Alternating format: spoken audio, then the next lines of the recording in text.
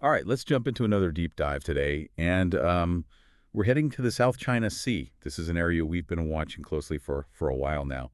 Lots of rising tensions, lots of activity. And the big question on everyone's minds is, you know, can the Philippines and its allies really push back against China's moves, especially since they've been, getting more assertive lately? We've got an interesting YouTube video from Taiwan Talks this time. Some pretty good analysis of recent events from the experts there. Think laser beams, mysterious fishing fleets, and a whole lot of strategic maneuvering, really. Yeah, it's like watching a big game of high-stakes chess playing out in real time. Every single move matters. Absolutely. So we're going to start this deep dive with Thitu Island, a key strategic outpost controlled by the Philippines. It's also known as Pagasa Island. Recent events there have definitely turned up the heat, though. Yeah, for sure. Thitu Island is super important for the Philippines' defense strategy, and China seems to be doing everything it can to undermine that, at least based on what we've seen recently. I mean, we're talking about a Chinese vessel aiming a military-grade laser at a Philippine boat near the island. And this wasn't just some, harmless laser pointer. This was a high-intensity beam, the kind that can cause serious damage. Yeah, and then you add to that the satellite images that came out showing like a massive swarm of something like 73 to 75 Chinese ships just surrounding the island. Most of them were officially listed as fishing vessels, but that number and the way they were all moving together, it definitely raises some red flags. 75 ships, that's not exactly your typical weekend fishing trip. No, no, not at all. The experts in the video are calling this China's Cabbage Strategy. Yeah. Basically, they use layers of civilian and military presence to sort of suffocate an area, control it, much like the layers of a cabbage. Clever name, but a pretty intimidating tactic. It sounds like China is trying to block the Philippines from upgrading their facilities there. I know they had plans to extend the airstrip so they can handle larger aircraft. Right, and this strategy has, it's worked for them before. It lets them take control without starting a full-blown war. But it depends on the other side just being passive. Will it work against the Philippines, especially now that they have stronger allies? That's the big question. It's a gamble for China. Yeah, if they get control of C2, it would give them a huge strategic advantage in the whole region, wouldn't it? Oh, absolutely. They could project power, control those shipping lanes, the whole 9 yards. Philippines is definitely facing a tough challenge here. But this isn't just happening at Thitu, though. We're seeing the same kind of aggressive behavior at Scarborough Shoal, too, another strategically important location. Yeah, things got pretty heated there too, right? I know there was an incident with a Chinese Coast Guard and Navy vessel that used water cannons and some pretty risky maneuvers against a Philippine supply vessel that was just trying to get to Filipino fishermen. Yeah, and what's really worrying is the gray zone tactics they're using. Gray zone tactics. Can you explain what that means? Well, it's all about blurring the lines between what's a civilian action and what's a military action. It creates confusion and makes it really hard for other countries to respond. So basically, China can say they're just, enforcing fishing rules while using Navy ships to harass other vessels. It's all very calculated. Very much so. It's deliberate. It makes it difficult to, use international law or trigger those defense treaties. It's a way to show dominance without actually crossing a clear red line. Interesting. And what makes Scarborough Shoal such a prime target for China? Well, for one, it's pretty large, and it's right near those major shipping lanes. Plus, there's a chance for, resource extraction there. If China takes it over and militarizes it, that's a major escalation, the kind of thing that could easily provoke an international response. It's a real powder keg. So how's the Philippines responding to all this? I know they've filed a lot of diplomatic protests, right? Oh, yeah, tons. In fact, they just filed their 193rd protest since President Marcos Jr. took office. This one was specifically about the Scarborough Shoal incident. 193 protests. That's a lot of paperwork. But are these protests actually doing anything? Well, they may not change China's behavior right away, but they are important in the long run. How so? They're building a record. Like a legal case file. Exactly. Every incident, every detail, it's all documented. It could be crucial for legal action in the future. Plus, it shows the international community that the Philippines isn't just sitting back and taking it. But President Marcos Jr. is in a difficult position. Yeah, he's got to protect his country. Mm. But he also doesn't want to start a war with the superpower. It's a delicate balance. For sure. He's been trying to de-escalate the situation, avoid provoking China any further. But it can't be easy, especially when you're going up against a giant like China, even with allies. And that brings us to the importance of strategic partnerships for the Philippines. You're talking about the U.S. and Japan. Exactly. The video really emphasizes how crucial those partnerships are becoming, especially with China's expansionism. The Philippines has been doing joint maritime exercises with both the U.S. and Japan. Yeah, and there was that first ever trilateral maritime dialogue between the three countries. That seemed like a pretty big deal. It was. These alliances allow them to share intelligence, coordinate strategy, and just improve their awareness in the region. It's all about presenting a united front. So basically they're saying to China, we see you, and we're not going to let you bully your way around. Yeah, exactly. But there's always the risk that these alliances could provoke China even more. That's true. It's a very complex situation. There's always a chance that China will see these partnerships as a threat and respond with even more aggression. It's a balancing act for everyone involved. Yeah, the stakes are high. The potential consequences are huge. This is definitely something we need to keep our eyes on. But before we move on to the bigger picture, let's take a look at the wider regional implications of China's actions. Good point. Because this isn't just a problem for the Philippines, it's impacting the entire region.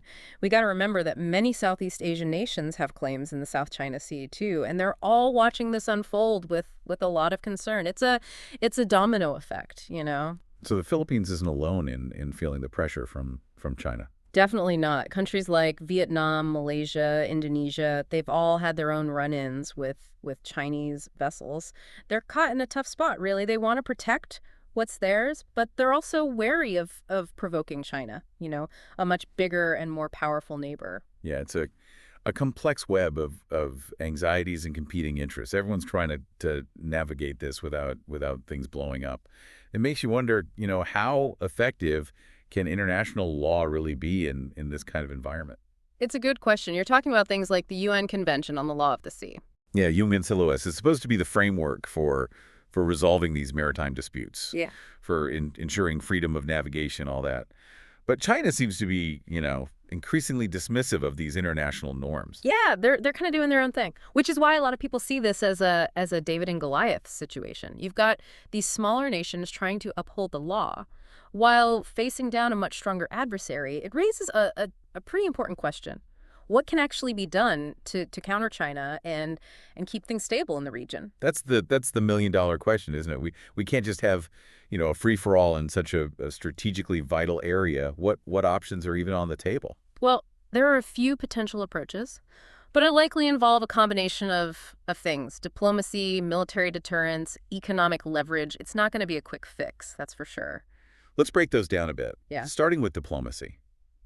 How can that help in a situation that feels increasingly tense? Well, diplomacy is always the best option, ideally. It's about finding peaceful solutions, reducing the risk of things escalating. We're talking multilateral talks, confidence-building measures between countries, even engaging with China directly on areas where they might have shared interests. So keeping the lines of communication open, trying to find some common ground even when there's disagreement. It seems like a pretty tall order right now. Yeah, it definitely is. And realistically, diplomacy alone probably won't be enough, which is where military deterrence comes in. You're talking about things like those joint military exercises we discussed earlier, maybe even an increased naval presence in the region. Exactly. Having a strong and visible military presence, it sends a signal that certain actions won't be tolerated. It's about deterring China from becoming even more aggressive. But doesn't that risk escalating things further, you know, leading to unintended consequences? There's always that risk. It's about finding that balance between, you know, projecting strength Yeah. and avoiding actions that could be seen as provocative. The goal is to deter, not to instigate. It's a high-stakes game of strategy. Okay, and what about the economic angle? Yeah. How can economic measures be used as leverage in this situation? Economic leverage can be powerful, especially when it's coordinated between multiple countries. They could work together to reduce their reliance on China economically, diversify their trade partnerships. They could even impose targeted sanctions if necessary. So basically hitting China where it hurts economically. Yeah. To show them that there are consequences to their actions. In a way, yes. The goal isn't to destroy their economy, but to make them change their behavior, to make them think about the potential costs of their actions. It sounds like it requires a very, very delicate touch. It does. Too little pressure, and it's pointless. Too much pressure, and it could backfire. It's a complex equation. Yeah, it sounds like it. But it's clear that a multi-pronged approach is needed diplomacy, military deterrence, and economic pressure. And all of this hinges on international cooperation, right? Absolutely. To effectively address China's assertiveness, it can't just be the Philippines or the U.S. acting alone. It requires countries working together, sharing intelligence, coordinating strategies, and presenting a unified front. So we're talking about building a coalition of countries that are committed to upholding international law, Hmm. to maintaining stability in the region. Who else besides the U.S. and Japan would need to be part of that? It would need to be a wide range of nations, other Southeast Asian countries for sure, but also key players like Australia, India, even European nations. The more the merrier, so to speak. Hmm? The wider the net, the stronger the message. It sounds like a massive diplomatic undertaking. It makes Mhm. you wonder, what role do domestic politics within China play in all of this? That's an important point, one that often gets overlooked. We can't forget that China's actions aren't just about, grabbing territory or resources. There are internal pressures influencing their decisions. Exactly. Things like rising nationalism within China, the Communist parties need to stay in power. These all factor into their foreign policy. So if the Chinese government is feeling threatened domestically, they might be more likely to flex their muscles internationally. It's definitely possible. If they're facing problems at home, like economic issues or social unrest, they might use a more aggressive foreign policy to distract people, to project an image of strength and unity. It's an old tactic, Yeah. but a risky one. Yeah, using international tensions to boost support at home can easily backfire. It can. So it's important to understand what's happening inside China. If we want to predict their actions on the world stage, it's all connected. It is. It's a complicated situation with a lot of moving pieces. So we've talked about the strategies for addressing China's assertiveness, but I'm curious, what are the stakes here? Why should we be concerned about what's happening in the South China Sea? Well, it's not just a regional issue. It has global implications. The South China Sea is a vital artery for global trade.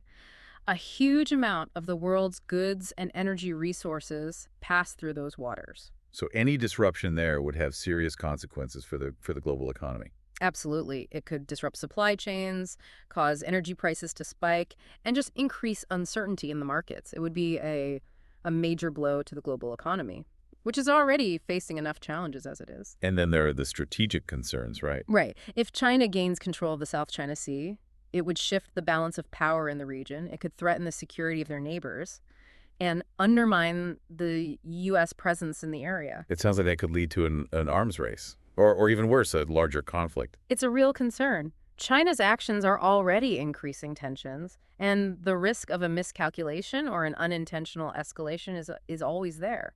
So the future of the region and maybe even global stability is at stake. It's not a rosy picture, that's for sure. But it's not all doom and gloom either. There are opportunities for diplomacy, for cooperation, for finding peaceful solutions.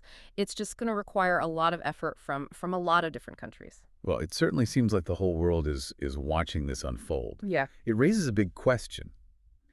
If China keeps going down this path, will the South China Sea become a flashpoint for a wider conflict? But before we tackle that, let's take a step back and recap what we've learned so far.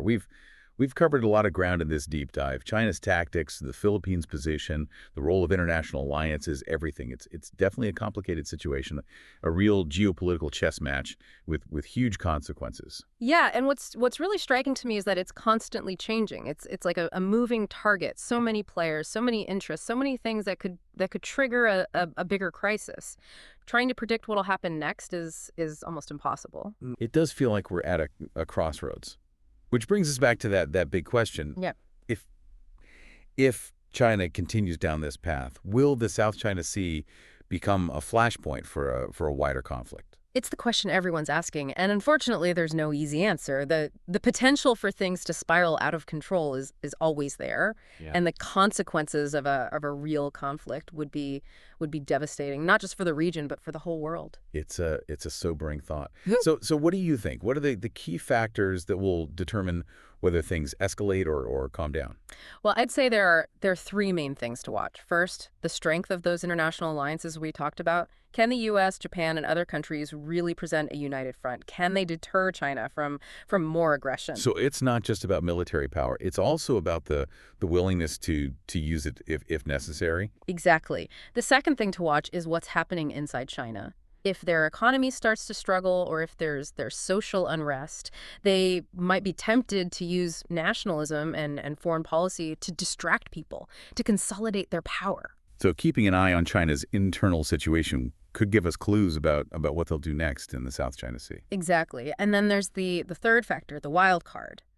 The unforeseen events, a misunderstanding at sea, a political crisis in one of the countries involved, even something completely unexpected could change everything and potentially escalate things very quickly. It does seem like there are a lot of moving parts, a lot of things that could tip the scales.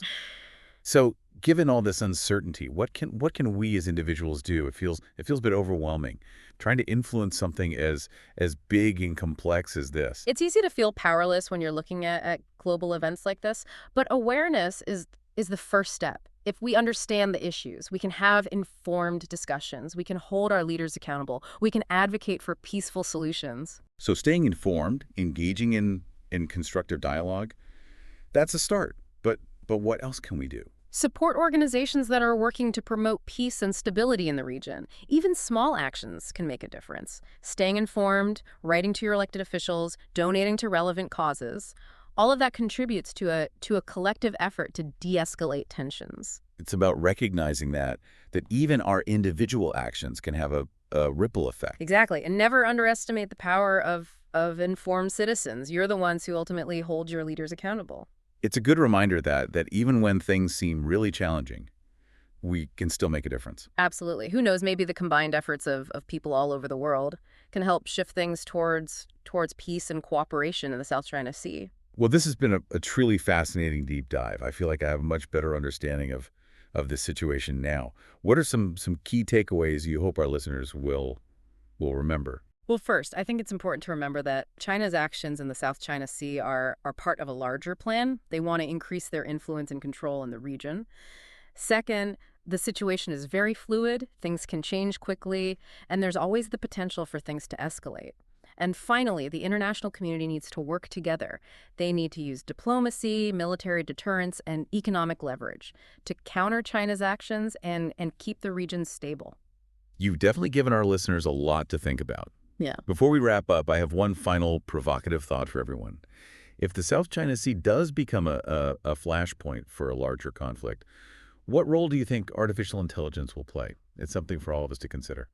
That's a really interesting question, and one we might explore in a future deep dive. AI is already being used in military applications, and its impact on future conflicts is definitely something we need to think about carefully. Definitely something to keep in mind as this story continues to unfold. A huge thank you to our expert for guiding us through all this. It was my pleasure. And to our listeners, thank you for joining us on this deep dive. We hope you've gained some valuable insights and that you're now equipped to follow this story with a more informed perspective. Stay curious and keep diving deep.